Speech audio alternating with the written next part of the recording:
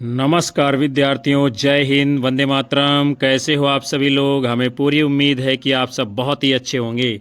आप लोग देख रहे हो दीपक लक्ष्य एजुकेशनल चैनल, जहां पर निरंतर आपके लक्ष्य को ध्यान में रखकर मेहनत की जाती है और कक्षाएं दी जाती हैं। विद्यार्थियों, आप में से यदि कोई हमारे चैनल के ऊपर पहली बार विजिट किया है तो सब्सक्राइब कर लेना, बेल आइकन दबा लेना, ताकि आपको भी ऐसी ही महत्वपूर्ण कक्षाओं का नोटिफिकेशन समय समय पर मिलता रहे। एक बार आप सभी लोग कक्षा को लाइक, कमेंट कर शेयर कर दीजिए और हम शुरुआत करते हैं आज के महत्वपूर्ण प्रश्न के साथ में, जो कि आज का टॉपिक है वो भारतीय एवं पाश्चात्य काव्य शास्त्र के ऊपर आधारित है, जहां से आप सभी लोगों की विभिन्न परीक्षाओं में कई सारे प्रश्न बनते हैं। पहला प्रश्न है, निम्नलिखित में से माधुर्य गुण का उदाहरण नहीं है। कौन सा नहीं है? कई सारे इसमें उदाहरण हैं, हम लोग आगे देखेंगे। लाली बन सरल कपोलों की, आँखों में अंजन सी लगती, कुंचित अलकों सी घुंघराली, मन की मरोर बनकर जगती। तो ये जो पहला उदाहरण है विद्यार्थियों, तो इसमें क्या है? यह माधुर्य गुण का है, यानी ये हमारा उत्तर नहीं है। फिर जो है हम आगे के उदाहरणों को देखते हैं। जैसे कि दूसरा उदाहरण है, कंकन किंकिन नूपुर धुनि सुनी, कहत लखन सन राम हृदय गुनी। तो इसमें भी क्या है? ये भी विद्यार्थियों आपका माधुर्य गुण का उदाहरण है। फिर आपका अगला उदाहरण है, देख सुदामा की दीन दशा, करुणा करिकै करुणा निधरोई, पानी परात को हाथ छियो नहीं, नैनन के जलसों पग धोए। तो आप लोगों का यही सही उत्तर है विद्यार्थियों, यानी विकल्प सी आपका राइट आंसर माना जाएगा। इसमें जो है आपका माधुर्य गुण नहीं है। फिर उसके बाद में हम अगले उदाहरण को भी देखेंगे। नील सरोरुह श्याम, तरुण अरुण बारिज नयन, करह सुमम उर्धाम, सदा क्षीर सागर सैन। ये भी जो है आपका माधुर्य गुण का उदाहरण है। फिर विद्यार्थियों हम सभी लोग आगे बढ़ चलते हैं। माधुर्य गुण कहाँ पर होता है, इसे हम लोग जानेंगे। माधुर्य शब्द का अर्थ है मधुरता। इस प्रकार जिस गुण के कारण रचना में मधुरता उत्पन्न होती है उसको माधुर्य गुण कहते हैं। इसमें टा वर्ग तथा लंबे सामासिक पदों का प्रयोग नहीं किया जाता है। माधुर्य गुण वैदर्भी रीत से संबंधित होते हैं। चित्त द्रवी भावमयो आह्लादो माधुर्यम उच्यते। ये परिभाषा जो है आचार्य विश्वनाथ जी ने दी है, यानी जो चित्र को द्रवित कर दे और हृदय में आह्लाद उत्पन्न कर दे, वहाँ पर माधुर्य गुण होता है। और माधुर्य गुण में टा वर्ण का और लंबे सामासिक पदों का प्रयोग नहीं किया जाता है। फिर विद्यार्थियों आप सभी का अगला क्वेश्चन है, भट्ट तौत के अनुसार काव्य हेतु प्रतिभा की व्याख्या है। प्रज्ञा नव नवो उन्मेष शालिनी प्रतिभा मता, प्रतिभा नव नवो उल्लेख शालिनी प्रतिभा मता, अपूर्व वस्तु निर्माण क्षमा प्रज्ञा, क्षणम स्वरूप स्पर्शोत्था प्रज्ञैव प्रतिभा कवये। तो भट्ट तौत ने जो प्रतिभा की व्याख्या की है, आपका उत्तर होगा विकल्प ए, प्रज्ञा नव नवो उन्मेष शालिनी प्रतिभा मता। बहुत ही महत्वपूर्ण ये परिभाषा जो है प्रतिभा के बारे में भट्ट तौत जी ने दी है। फिर उसके बाद में आपके अभिनव गुप्त जी हैं, अपूर्व वस्तु निर्माण क्षमा प्रज्ञा। क्या बताते हैं? अपूर्व वस्तु निर्माण क्षमा प्रज्ञा, ये परिभाषा है प्रतिभा के विषय में अभिनव गुप्त की। क्षणम स्वरूपो उत्था प्रज्ञैन प्रतिभा कवई, ये जो है महिम भट्ट जी की परिभाषा है। भट्ट तौत ने नए नए भावों के उन्मेष से युक्त प्रज्ञा को प्रतिभा कहा है। भारतीय काव्य शास्त्र में काव्य के हेतु के 3 भेद माने गए हैं, प्रतिभा, व्युत्पत्ति और अभ्यास। प्रतिभा सर्वप्रमुख काव्य हेतु है, जिसे जो है कवित्व का बीज माना गया। क्या माना गया है? कवित्व का बीज माना गया है। फिर उसके बाद में आपका अगला विवरण दिया गया है। आचार्य भामह ने अपने ग्रंथ काव्य अलंकार में कवि की प्रतिभा को ही काव्य सृजन का मूल हेतु माना है। किसको? कवि की प्रतिभा को। फिर विद्यार्थियों आप सभी लोगों का अगला क्वेश्चन है, आचार्य और काव्य प्रयोजन का सुमेलन जो सही नहीं है उसे हम लोगों को खोजना है। तो चलिए देखते हैं इसमें कौन सा सही नहीं है। सहृदयों की प्रियता धनार्जन, ये जो है काव्य का प्रयोजन दंडी जी मानते हैं। उसके बाद में है रस निष्पत्ति चतुर्वर्ग की फल प्राप्ति, ये भी काव्य का प्रयोजन आनंदवर्धन जी मानते हैं। लोक व्यवहार का ज्ञान लोकोत्तर आनंद लाभ, इसको काव्य का प्रयोजन कुंतक जी मानते हैं। और जो आपका सही नहीं है, कीर्ति व प्रीति को काव्य का प्रयोजन आचार्य विश्वनाथ जी ने नहीं माना है, इसलिए आपका सही उत्तर विकल्प डी होगा। आगे चलते हैं, यानी जो भोज जी हैं कीर्ति व प्रीति को काव्य का प्रयोजन मानते हैं। आचार्य विश्वनाथ जी धर्म अर्थ काम मोक्ष चतुर्वर्ग फल प्राप्ति को जो है काव्य का प्रयोजन मानते हैं। दंडी जी सहृदयों की प्रियता धनार्जन को मानते हैं। आनंदवर्धन रस की निष्पत्ति चतुर्वर्ग फल प्राप्ति को मानते हैं। और कुंतक जी लोक व्यवहार का ज्ञान तथा लोकोत्तर आनंद को काव्य का प्रयोजन मानते हैं। हम लोग बढ़ेंगे अगले क्वेश्चन की ओर। निम्नलिखित में से कौन सा काव्य हेतु नहीं है? व्युत्पत्ति, अभ्यास, प्रेरणा, समाधि। तो इनमें से जो काव्य का हेतु नहीं है आपका विकल्प सी प्रेरणा, और बाकी व्युत्पत्ति, अभ्यास, समाधि, ये जो है तीनों काव्य के हेतु माने गए हैं। काव्य हेतु का अर्थ है काव्य के उत्पत्ति का कारण क्या है। काव्य की उत्पत्ति का कारण। बाबू गुलाब राय जी लिखते हैं, हेतु का अभिप्राय उन साधनों से है जो कवि की काव्य रचना में सहायक होते हैं। काव्य हेतु के मुख्यतः तीन भेद हैं, प्रतिभा, व्युत्पत्ति और अभ्यास। इसमें प्रतिभा को सर्वप्रमुख काव्य हेतु माना गया है, इसे ही कवित्व का बीज स्वीकार किया गया है। राजशेखर ने काव्य मीमांसा के अंतर्गत काव्य के 4 हेतुओं की चर्चा की है। कितने? राजशेखर जी ने अपने ग्रंथ काव्य मीमांसा में काव्य के 4 हेतु माने हैं, प्रतिभा, व्युत्पत्ति, अभ्यास और समाधि। राजशेखर ने प्रतिभा के 2 भेद माने हैं। कितने? 2 भेद माने हैं, कार्यत्री प्रतिभा और भावित्री प्रतिभा। फिर हम सभी लोग आगे बढ़ते हैं। आपका अगला क्वेश्चन है, आचार्य जयदेव ने अंगीकरोत यह काव्यम कहकर किस आचार्य के काव्य लक्षण को चुनौती दी है? क्षेमेंद्र, मम्मट, भामह, अपय दीक्षित। तो आचार्य जयदेव जी ने अंगीकरोत यह काव्यम कहकर मम्मट जी के काव्य लक्षण को चुनौती देने का काम किया है। आचार्य मम्मट द्वारा दी गई जो काव्य की परिभाषा है कौन सी है? तददोषो शब्दार्थो सगुणावनलंकृति पुनः क्वापि। ऐसा शब्दार्थ जो दोष रहित हो, गुणयुक्त हो, कभी कभी अनलंकृत होने पर भी काव्य कहलाता है। इस परिभाषा में मम्मट ने शब्दार्थों के 3 विशेषण दिए हैं, अदोषो, सगुणों और अनलंकृति पुनः क्वापि, जिस पर परवर्ती आचार्य जयदेव, विश्वनाथ और जगन्नाथ जी ने आपत्ति प्रस्तुत की है। मम्मट ने कहीं कहीं अलंकार विहीन काव्य को भी काव्य की संज्ञा दी है, यानी जिसमें अलंकार नहीं है। इस पर सबसे पहला प्रहार जो है जयदेव जी ने किया है और कहा कि ऐसा कहना उतना ही हास्यास्पद है जितना कि अग्नि को उष्णता से विहीन करना। आचार्य भामह ने शब्दार्थों सहितो काव्यम कहकर कविता की परिभाषा दी है। जयदेव का समय 13वीं शती का उत्तरार्ध माना जाता है। जयदेव ने चंद्रालोक नामक अलंकार शास्त्र के ग्रंथ की रचना की है। जयदेव ने साहित्य के क्षेत्र में पीयूष वर्ष तथा न्याय के क्षेत्र में पक्षधर उपाधि से विख्यात हैं। अपय दीक्षित ये दक्षिण भारत के प्रसिद्ध शैव दार्शनिक हैं। कहाँ के हैं अपय दीक्षित? दक्षिण भारत के किस प्रकार के शैव दार्शनिक हैं? इनका समय जो है 16वीं शती का उत्तरार्ध माना गया है।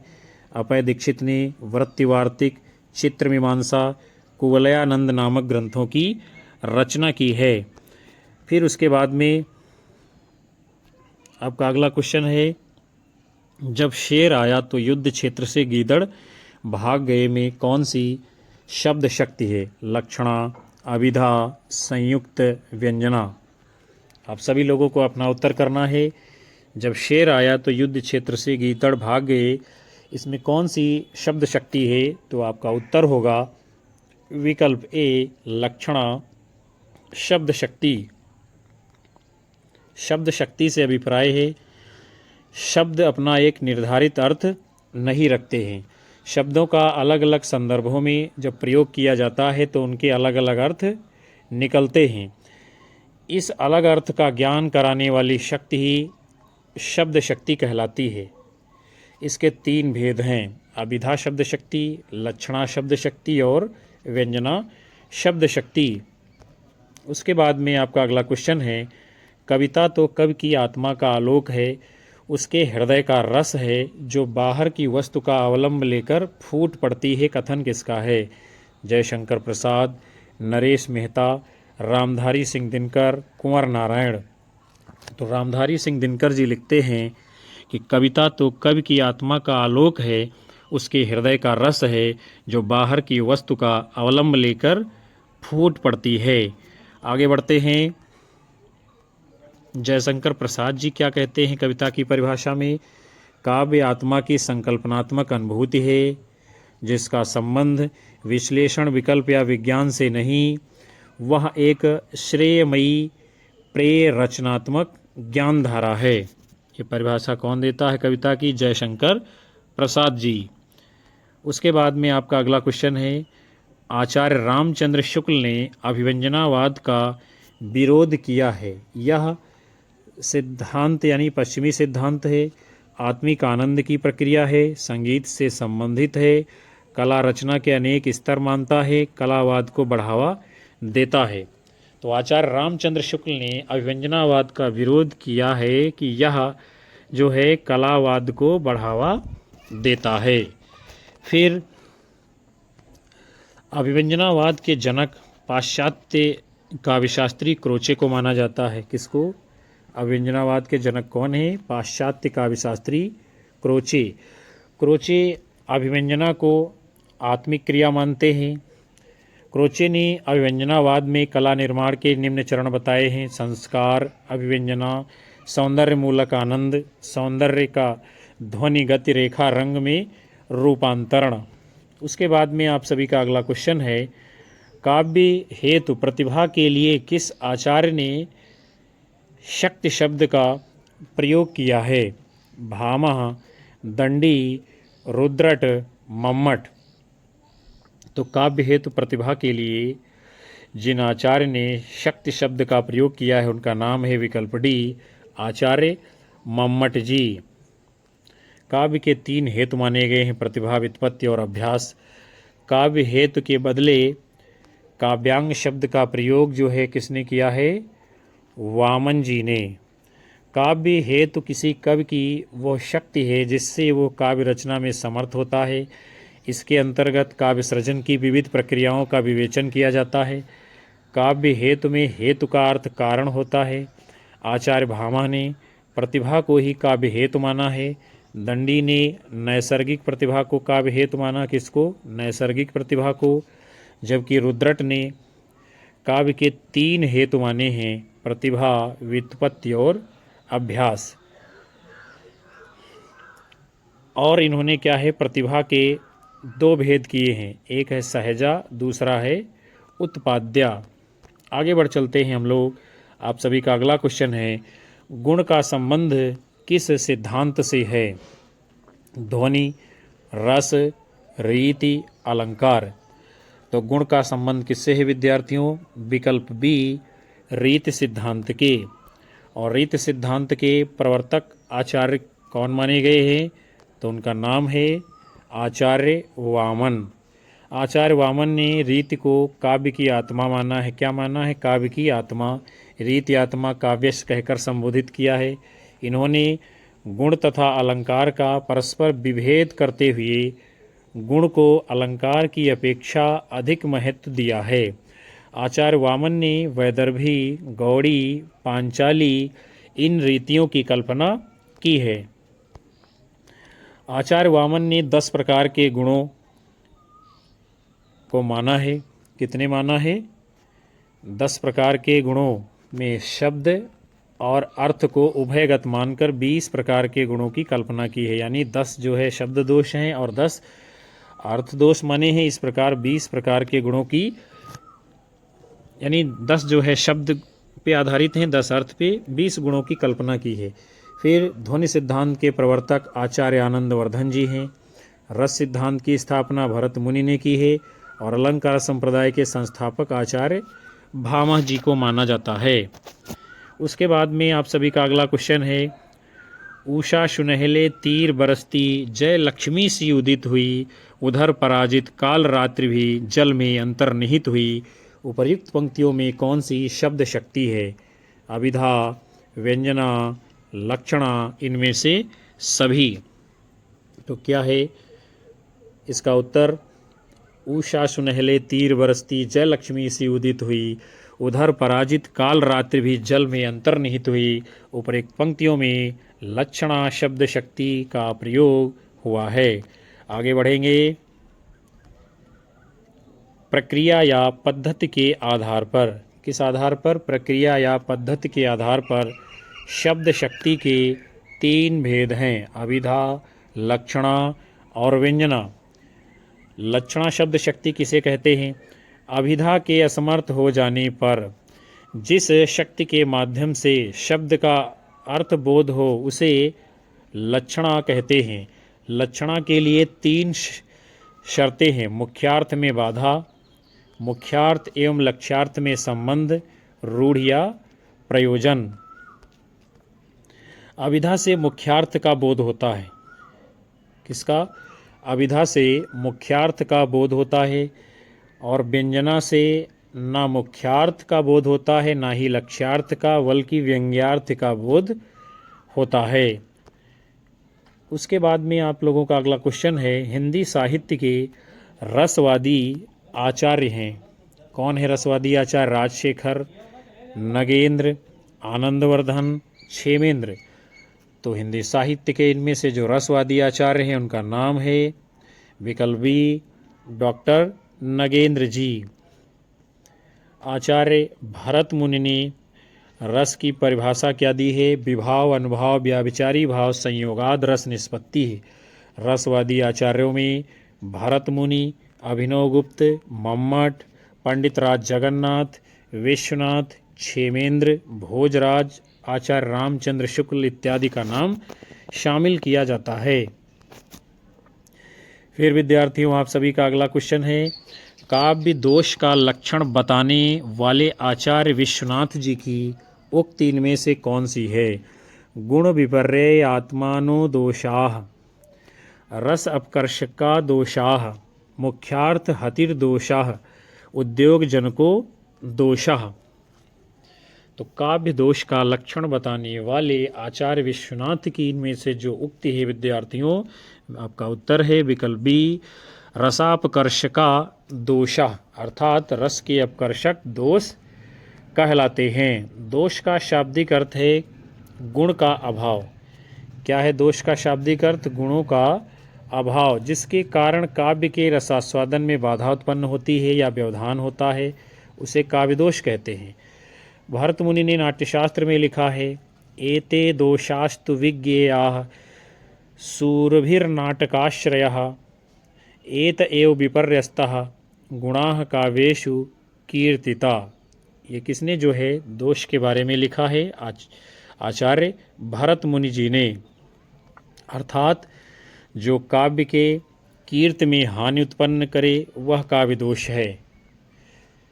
आचार्य वामन लिखते हैं, काव्य सौंदर्याक्षेप हेतवः त्यागाय दोषा ज्ञातव्याः। अर्थात काव्य दोष वे तत्व हैं जो काव्य में सौंदर्य की हानि करते हैं। आचार्य दंडी जी बताते हैं, दोष को काव्य विफलता का कारण माना है। आचार्य भामह ने दोष के लिए लिखा है, कुकवित्व शब्द का प्रयोग किया है और कहा है कि कुकवित्व साक्षात मृत्यु है। आचार्य मम्मट बताते हैं, मुख्यार्थ हति दोषः, जो मुख्य अर्थ का अपकर्ष करे वही जो है दोष है। आगे देखते हैं, आपका अगला क्वेश्चन है, निम्नलिखित में से माधुर्य गुण का उदाहरण नहीं है। विनती सुन लो हे भगवान, हम सब बालक हैं नादान। मंद मंद मुरली बजावत अधर धरे, मंद मंद निकस्यो मुकुंद मधुवन ते। इसमें क्या है विद्यार्थियों? तो इसमें माधुर्य गुण है। नील सरोरुह श्याम अरुण तरुण वारिज नयन, करहु सुमम उरधाम सदा क्षीर सागर शयन। इसमें भी क्या है? आपका माधुर्य गुण है। फिर अगला उदाहरण है, मधुमय वसंत जीवन वन के, वह अंतरिक्ष की लहरों में कब आप तब चुपके से। इसमें क्या है? ये भी आपका माधुर्य गुण का उदाहरण है। जो नहीं है माधुर्य गुण का उदाहरण, आपका उत्तर होगा विकल्प ए, विनती सुन लो हे भगवान, हम सब बालक हैं नादान। यहाँ पर कोई भी माधुर्य या मधुरता की बात नहीं हो रही है। उसके बाद में क्या है? माधुर्य गुण की परिभाषा हम लोग देखेंगे। माधुर्य का आशय है चित्त को द्रवित कर देने वाला भाव। ये कानों को प्रिय संगीत के समान मधुर ध्वनि वाले पद होते हैं।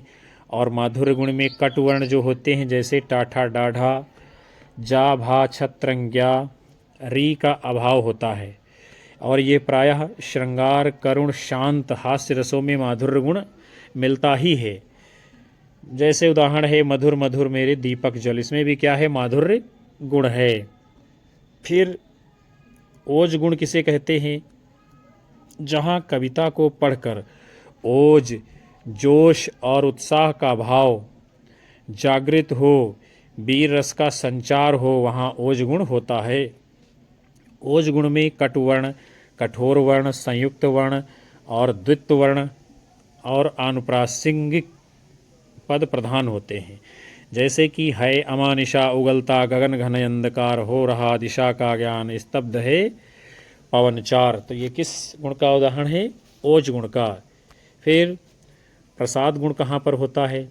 जिन गुणों के सुनने मात्र से अर्थ की प्रतीत होने लगे। यानी आपने सिर्फ सुना काव्य को, उसके बाद में अर्थ आपको समझ में तुरंत आ जाता है।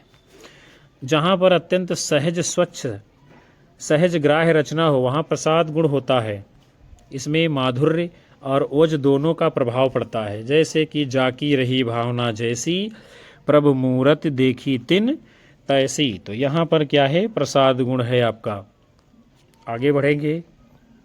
अगला क्वेश्चन है, विभाव के कितने प्रकार होते हैं? 2, 4, 5, 8। तो विभाव के कितने प्रकार होते हैं? क्या होगा आपका उत्तर? विकल्प ए, विभाव 2 प्रकार के होते हैं। जो व्यक्ति, पदार्थ अथवा बाह्य विकार अन्य व्यक्ति के हृदय में भावोद्रेक करता है, उन कारणों को जो है विभाव कहते हैं। किसको? जो व्यक्ति, पदार्थ अथवा बाह्य विकार अन्य व्यक्ति के हृदय में भावोद्रेक करता है, उन्हीं कारणों को विभाव कहा जाता है। विभाव के 2 भेद हैं, एक है आलंबन विभाव, दूसरा है उद्दीपन विभाव। आलंबन वो है जिसके प्रति आश्रय या पात्र के हृदय में कोई भाव स्थित हो। जैसे नायक के लिए नायिका और नायिका के लिए नायक। उद्दीपन वह है जिससे आलंबन के प्रति स्थित भाव उद्दीप्त या उत्तेजित हों। फिर विद्यार्थियों हम लोग आगे बढ़ेंगे। आपका अगला क्वेश्चन है, जब अर्थ का ग्रहण अविधा से ना हो किंतु उससे संबद्ध हो तो अर्थ ग्रहण कराने वाली शब्द शक्ति को कहेंगे? व्यंजना, ध्वनि, लक्षणा, अविधा मूला। तो जब अर्थ का ग्रहण अविधा शब्द शक्ति से नहीं हो पाता है किंतु उससे संबद्ध हो तो अर्थ ग्रहण कराने वाली जो शब्द शक्ति होती है उसे लक्षणा शब्द शक्ति कहते हैं। क्या कहते हैं? लक्षणा। यानी सीधी सी बात है, माफ करिएगा, जब अविधा शब्द शक्ति अपना अर्थ बताने में असमर्थ हो जाती है तो वहाँ पर लक्षणा शब्द शक्ति से काम लिया जाता है। वे वाक्य जिनका साधारणतः शाब्दिक अर्थ और भावार्थ समान हो तो उसे अविधा शब्द शक्ति कहते हैं। व्यंजना शब्द शक्ति वहाँ प्रयुक्त होती है जहाँ वाक्य तो साधारण होता है लेकिन उसका प्रत्येक पाठक या श्रोता के लिए अपना अपना भिन्न अर्थ होता है। यहाँ स्पष्ट है कि शब्द शक्तियाँ 3 प्रकार की हैं, अभिधा, लक्षणा और व्यंजना। हम सभी लोग अगले क्वेश्चन को देखते हैं। औचित्य के आधार पर होता है, क्या होता है? सामर्थ्य निर्णय, सन्निधि निर्णय, अर्थ निर्णय, उपर्युक्त सभी। तो औचित्य के आधार पर जो है आपका उत्तर है विकल्प सी, अर्थ निर्णय किया जाता है। औचित्य संप्रदाय के प्रवर्तक आचार्य क्षेमेंद्र जी हैं। इनके ग्रंथ का नाम है औचित्य विचार चर्चा, और औचित्य को रस का प्राण माना है। क्षेमेंद्र जी ने क्या माना है? औचित्य को रस का प्राण माना है। फिर अगला क्वेश्चन है, इनमें से कौन शब्द शक्ति का भेद नहीं है? व्यंजना, करुणा, अभिधा, लक्षणा। तो विद्यार्थियों, करुणा जो है कोई भी शब्द शक्ति का भेद नहीं है। हमारे वहाँ शब्द शक्तियाँ प्रमुखता से 3 मानी गई हैं, अभिधा, लक्षणा और व्यंजना। और अभिधा के मुख्य अर्थ का बोध कराने वाली जो शब्द शक्ति होती है उसे अभिधा कहते हैं, ये आप जानते हैं, हमने कई बार बताया है। और लक्षणा मुख्यार्थ का बाधा होने पर रूढ़ या प्रयोजन से जिस शक्ति के द्वारा अर्थ ग्रहण किया जाता है उसे लक्षणा शब्द शक्ति कहते हैं। व्यंजना कहाँ पे होती है? जब अभिधा लक्षणा द्वारा अर्थ ग्रहण नहीं होता है तो जिस शक्ति के द्वारा अर्थ की प्रतीत होती है उसे व्यंजना शब्द शक्ति कहते हैं। तो प्यारे विद्यार्थियों और साथियों, इस महत्वपूर्ण सत्र को हम यहीं पर विराम देते हैं, जिसके अंतर्गत आप सभी लोगों ने भारतीय एवं पाश्चात्य काव्यशास्त्र के प्रश्नों से जुड़ी हुई महत्वपूर्ण श्रृंखला को देखा है। हमें उम्मीद है कि ये सेशन आपको पसंद आया होगा। कक्षा को लाइक, कमेंट कर शेयर करिए, और मिलते हैं हम आप सभी लोगों को अगली कक्षा में। तब तक के लिए नमस्कार, जय हिंद, वंदे मातरम, बाय बाय, शुभ रात्रि आप सभी लोगों को विद्यार्थियों।